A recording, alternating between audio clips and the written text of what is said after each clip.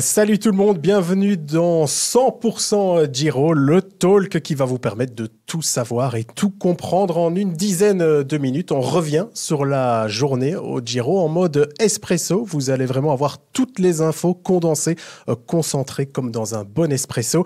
Cette fois, nous n'avons pas les images, mais l'expertise de la RTBF, elle reste. À mes côtés pour débriefer cette première étape du Giro, Gérard Bullens. Bonjour Gérard. Bonjour Jérôme. Et puis Kevin Papen. Bonjour Kevin. Salut Jérôme. Alors messieurs, vous venez de commenter cette première étape en direct. J'en profite d'ailleurs pour vous rappeler que vous pouvez suivre les étapes du Giro commentées tous les jours en direct. Pour ça, rendez-vous sur notre canal audio Vivasport, disponible sur Ovio, sur le DAB et puis aussi sur l'application Radio Player. Cette première étape, elle proposait donc un chrono individuel de 19,6 km dans les Abruzzes, entre Fossa Chiesa et Ortona, une longue ligne droite sur une piste cyclable le long de la mer et puis un final en montée sur les 3 derniers kilomètres. Kevin, Gérard, on va pas faire dans le suspense. Remco Evenepoel a remporté cette étape. Il est le premier maillot rose et il creuse déjà des écarts. Kevin, Remco a frappé fort d'entrée. Oui, Remco a fait du Remco, tout simplement, dans un chrono qui lui convenait parfaitement bien, un chrono plat avec une petite bosse à la fin pour faire la différence et créer des écarts, comme voilà, vous le disiez juste à l'instant, des écarts déjà assez importants par rapport à des rivaux comme Roglic. On parle de 43 secondes après 20 km de course seulement, et il place d'autres rivaux déjà à plus d'une minute. Almeida est à 29 secondes, on a Geraint Thomas à 55 secondes, donc il a fait mal dès le premier jour et il donne un sérieux coup au moral à ses adversaires, oui. Ouais, on va voir le top 10 de l'étape qui est forcément aussi le top 10 du général. Gérard, votre avis sur cette performance de Remco? Mais j'avais rassuré un de ses supporters sur place tout à l'heure en disant que pour moi il allait gagner, mais il a fait très très fort. Il a fait des écarts, comme l'a dit Kevin, importants. Maintenant, c'est très très clair. Pour les adversaires, il va falloir attaquer. Je constate quand même qu'il y a 3 coureurs de l'équipe UAE dans le top 10 et 2 de l'équipe Ineos. C'est assez intéressant. Ça marque déjà un petit peu le terrain pour les journées à venir et on voit déjà qui va devoir attaquer. Ouais, on va faire un état des lieux justement sur les prétendants au maillot rose. Remco Evenepoel en tête, puis vient Almeida à 29 secondes, Goggenhardt 40 secondes, Roglic 43, Wein 46, McNulty 48, Thomas 55 et Vlasov 57. Alors, rien n'est fait, on est bien d'accord, mais ces écarts sont conséquents pour un premier jour. Notre envoyé spécial en Italie, Samuel Grulois, a pu recueillir déjà des premières interviews. Et on commence évidemment par le maillot rose. On écoute Remco Evenepoel. Ah ouais. C'est un début parfait pour nous et juste une bonne journée, bonne atmosphère, donc super content. Alors on peut gagner, mais on peut gagner aussi avec panache en mettant de gros écarts. C'est le cas aujourd'hui, 22 secondes sur Ghana. Oui, mais on n'était pas vraiment concentré sur les autres. On a été vraiment concentré sur notre performance. Et dès le début, j'avais des bons sentiments, j'avais un bon rythme et je me suis donné à fond jusqu'à l'arrivée. Et je pense que c'est un résultat parfait pour nous. On fait quoi maintenant avec ce maillot? On le garde, on le lâche. Ça va être compliqué vu les écarts, de le lâcher. On va en profiter et puis le scénario idéal sera de le donner le mardi, étape 4. Ça c'est une étape qui invite pour le donner à quelqu'un d'autre ou à l'échapper. Donc 2 jours en profiter avec l'équipe et aussi dans le maillot. Donc c'est juste un début extraordinaire pour nous et il faut rester calme parce que c'est encore 3 semaines mais c'est mieux de commencer avec une victoire qu'avec à perdre. Ouais, vous aurez remarqué que Remco Evenepoel a déjà les lunettes roses assorties au maillot. Kevin, on l'a entendu, il a dit dès le départ, les sensations étaient bonnes. Elles étaient, semble-t-il, aussi meilleures que les autres. Oui, et on sait à quel point le chrono est important pour lui. Il a beaucoup travaillé juste avant de venir sur ce Giro, dans sa toute dernière préparation sur la Costa Blanca. Donc il a passé beaucoup de temps sur son vélo de chrono. Les jambes sont très très bonnes. Il y a un point de comparaison qui est intéressant par rapport à la Vuelta. On a beaucoup comparé les écarts avec Roglic concernant cette 10e étape sur la Vuelta où en 30 km, il avait mis 48 secondes. Ici, en moins de 20 km, il met 43 secondes. Donc c'est encore mieux sur une distance plus courte. Ça situe sa condition, son état de forme, et on sait à quel point les chronos seront importants. Il y en aura 2 autres dans ce Giro, à la 9e étape, et puis ce sera sans doute le tournant. Il peut évidemment se passer beaucoup de choses sur 3 semaines de course, mais lors de l'avant-dernière étape, un chrono en montée, mais il montre très clairement que dans cet exercice-là, il est le plus fort sur le Giro. Ouais, je propose une deuxième interview directement. On va écouter son patron chez Soudal Quick-Step, Patrick Lefebvre. Oui, c'était un de ses grands rêves. C'est un collectionneur de maillots, c'est clair. Et naturellement, chaque course doit être roulée, mais quand on voit, il a mis tout le monde d'accord avec les pédales, je crois. 22 secondes sur Ghana, c'est énorme. Hein. Oui, c'est énorme sur ce parcours-là qui est objectivement vu où Filippo était avantagé avec ses poids et son hauteur. Mais bon, Remco, c'est quelqu'un de spécial. Avec déjà 40 secondes, plus 40 secondes d'avance sur Roglic, plus de 50 secondes d'avance sur Geraint Thomas et Vlasov, c'est déjà un bon petit matelas. Oui, mais bon, comme je me répète, c'est long encore le Giro. Hein. Chaque jour, il y a des choses qui puissent arriver. Donc, c'est clair que comme maillot rose, on doit le tenir hors du danger. Et ça coûte aussi des forces, donc on verra qu'est-ce qu'on fait les prochains jours. Ouais, un maillot rose, ça coûte des forces. On verra ce qu'on va faire dans les prochains jours. On sait qu'avant cette première étape, Gérard, Patrick Lefebvre avait dit si on a le maillot rose, on essayera de s'en débarrasser le plus vite possible. Remco, lui, il dit on va le garder jusque mardi. C'est déjà marrant de voir un petit peu la différence dans les deux discours.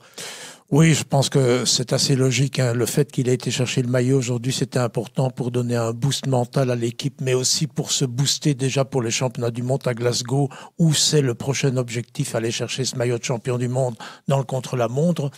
Au-delà de ça, donner un maillot, c'est pas aussi simple qu'on le pense. Je pense que c'est beaucoup plus intelligent dans la réalité de faire en sorte que on ait des alliances. Dans les 2 prochains jours, forcément, les alliances, ce sont les équipes de routiers sprinters, et je pense évidemment à Cavendish, à Astana, à Bramati, qui parle très très bien italien et qui va aller discuter de ça dès ce soir, sans doute par téléphone avec les directeurs sportifs de l'équipe Astana.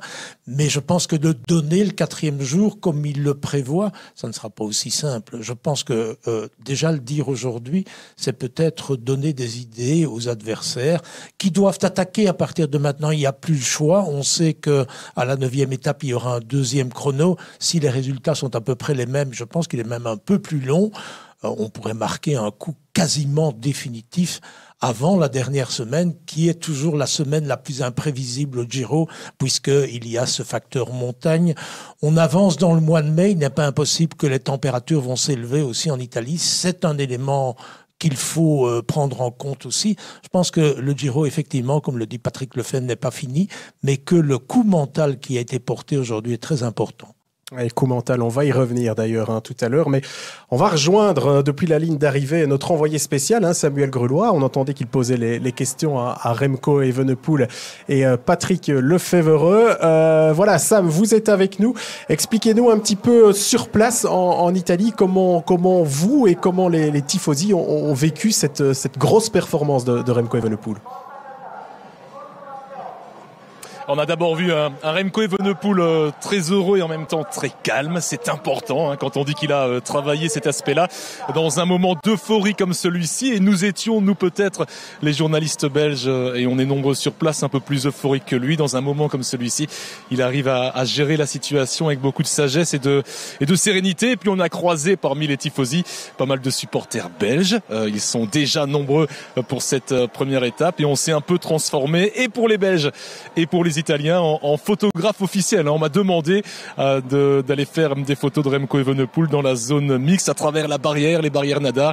Des supporters italiens et belges m'ont donné leur téléphone pour marquer l'événement et pour que eux aussi puissent avoir sur leur pellicule, sur leur téléphone, une photo de Remco Evenepoel en rose. Le rose lui va bien, ça c'est une certitude.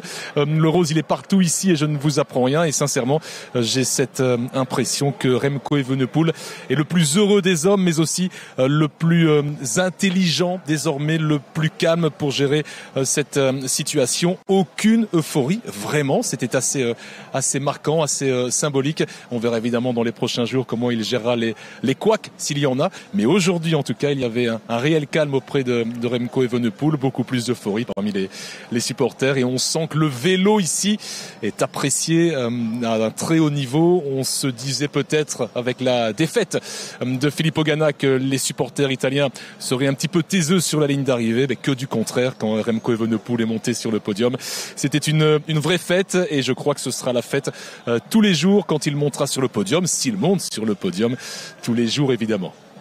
Ouais, merci Sam et merci aussi à votre caméraman Cosimo Franze. Vous avez choisi un beau décor derrière vous avec cette belle rue typique italienne et puis ce petit côté rose là juste derrière vous. Gérard, Kevin, on va chaque jour essayer de développer une question ou un débat. Et aujourd'hui, j'avais envie qu'on se mette un petit peu dans la tête des adversaires de Remco Evenepoel. Qu'est-ce qu'ils doivent se dire ce soir quand on voit que le premier adversaire, João Almeida, est déjà à 29 secondes?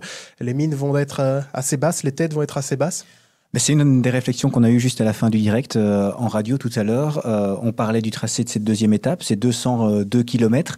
On va encore longer la côte adriatique. Il y a deux difficultés simplement sur le parcours, mais comme Gérard le soulignait, il y aura peut-être un petit peu de vent et donc certains coureurs blessés, attaqués, qui ont perdu du temps, qui ont été un peu touchés au moral. On parle d'Almeida, de l'équipe UAE, de tout le bloc Jumbo-Visma, la formation Ineos. Peut-être qu'on va déjà discuter un petit peu tactique dès ce soir et peut-être trouver une opportunité avec un petit coup de souffle et Hall, le vent qui va se mêler peut-être déjà dès demain à cette deuxième étape. On sait qu'il y a très peu d'occasions pour les sprinteurs. C'est normalement sur papier une étape qui doit convenir à ces routiers sprinteurs, mais peut-être que les favoris vont vouloir profiter de ce terrain-là en longeant la côte avec un petit peu de vent sur le parcours pour créer des bordures. Ouais, je profite de votre réponse pour basculer justement sur cette deuxième étape.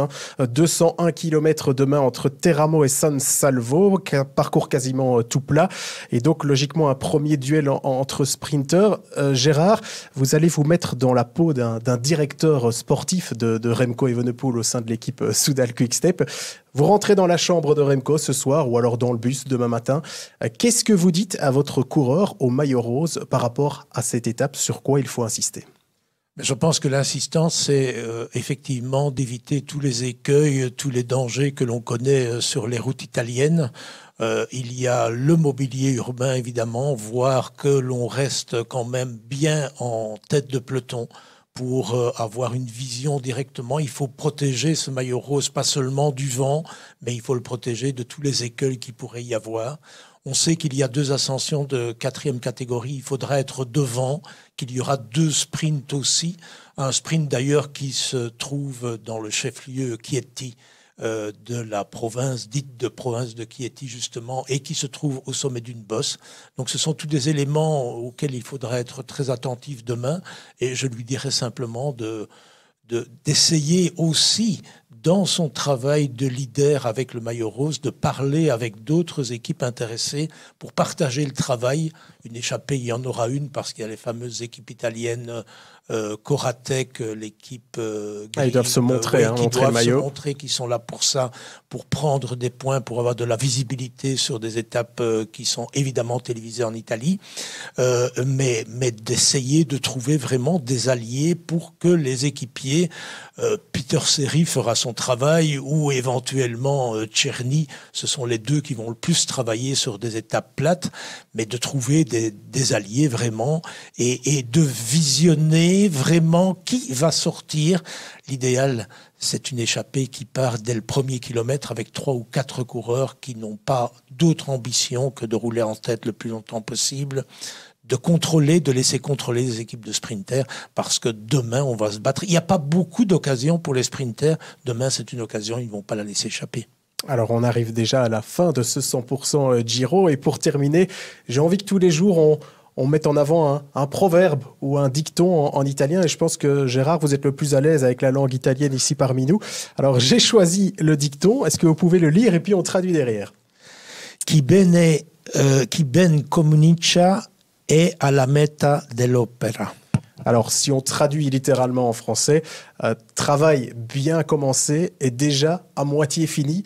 C'est un peu présomptueux ça, ou on peut dire que oui, le travail est déjà bien commencé. Est-ce qu'il est à moitié fini pour Remco? Ça a bien commencé, c'est certain. Maintenant, il reste du taf derrière, puisqu'il ne cesse de le répéter. Le Giro, c'est long, c'est 3 semaines. Il pense à ses équipiers en permanence. J'ai l'impression que ça, le côté team spirit, il est bien ancré en lui. Et il rappelle presque dans chaque interview que ce sera long et qu'il faudra vraiment compter chaque coup de pédale, puisque chaque effort compte sur un grand tour. Donc, c'est loin d'être fini, mais ça a bien commencé, oui. Gérard, il vous inspire quoi ce proverbe? Mais peut-être ce que j'ai dit dans le podcast d'hier, c'est qu'il ne faut pas faire preuve d'une trop grande confiance. Effectivement, aujourd'hui, il a boosté ses équipiers mentalement, il s'est boosté lui-même, il a foutu une fameuse claque à ses adversaires. Ça, c'est un fait évident. Mais le Giro des 3 grands tours est celui qui est le moins bien programmable à cause de sa 3e semaine, à cause du fait qu'il peut se passer énormément de choses, que les routes italiennes sont très piégeuses. La neige aussi, par exemple. La neige, par exemple, mais aussi les températures qui peuvent changer d'un jour à l'autre. Et puis cette sale bête qui est toujours présente, qui vient de toucher considérablement les équipiers de Roglic. Et je suis persuadé qu'à ce niveau-là, il est friable mentalement, Roglic, mais ça peut frapper tout le monde. On a vu d'ailleurs dans l'interview que Remco avait l'intelligence de porter un masque, il a bien raison.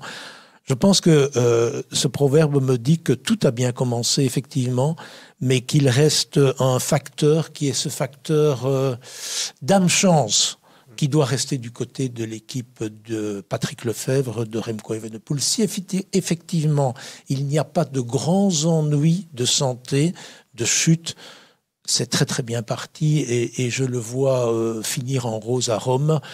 Mais il y a cet élément-là qu'on n'a pas en main et qui est une caractéristique de l'Italie. Eh bien, merci messieurs, merci à tous les deux. Et puis, grande et belle journée pour le cyclisme belge, puisqu'Arnaud Delis s'est aussi imposé aujourd'hui en France au Grand Prix du Morbihan. On se retrouve demain pour un 2e épisode de 100% Giro. En attendant, rendez-vous sur notre site web, sur nos réseaux sociaux aussi, RTBF Sport. Et n'oubliez pas, demain, dès 16h30, rendez-vous sur le canal audio Viva Sport pour le direct de l'étape. Ciao.